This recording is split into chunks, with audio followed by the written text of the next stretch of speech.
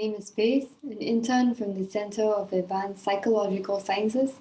The research that I am presenting is a literature review of measures to counter foreign interference and hostile information campaigns. Please feel free to pause at any point of this video to read the slides for more information.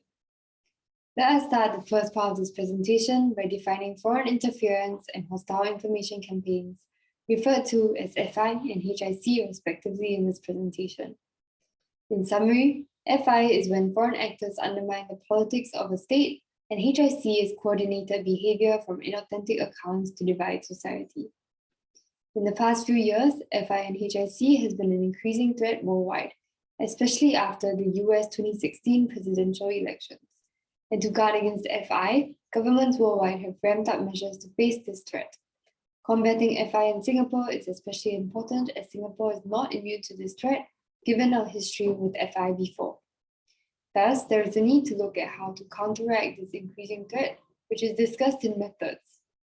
The methods for this literature review was to extract learning points from other countries, identify measures used worldwide to counteract FI, and evaluate the factors behind successful implementations of FI countermeasures and the associated challenges. The 7 countermeasures are listed on the right side and were grouped based on the impact at various levels: individual, community, government, and intergovernmental. Now I will be sharing about each countermeasure. The first countermeasure is to improve media literacy at an individual level. Ukraine and Estonia have implemented programs to improve this, which has helped citizens in identifying misinformation and discerning information for themselves. The second countermeasure is to tap on the media at a community level. This can be seen in Finland's joint organization that has helped to educate the media and journalists.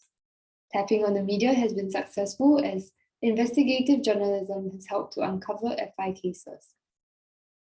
The third countermeasure is to craft consistent definitions at a government level, like how the US, Canada, and Australia have done so in making a clear stand against FI. This is successful as well-defined terminology has helped to reduce ambiguity and help citizens and policymakers in comprehending the dangers of FI. The fourth countermeasure is to collaborate with social media platforms at a government level, like Estonia, where they worked closely with these platforms. This led to the success of Facebook shutting down pages and curbing disinformation from the source itself first.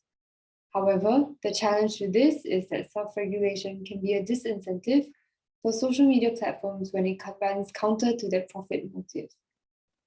The fifth countermeasure is to protect the electoral process at a government level, like Estonia and France when they created special bodies dedicated to safeguarding the electoral process.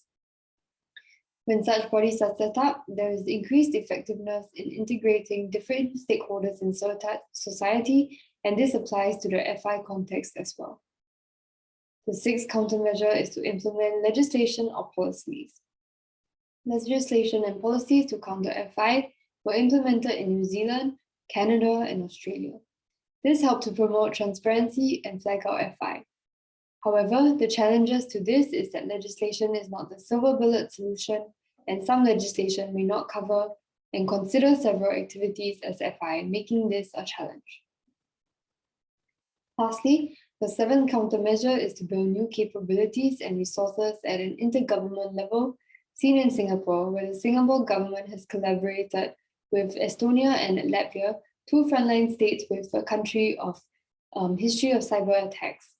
The success of learning from other countries can be seen in how France was able to learn from the US, which helped France in the elections as FI did not interfere with French politics or divide their society.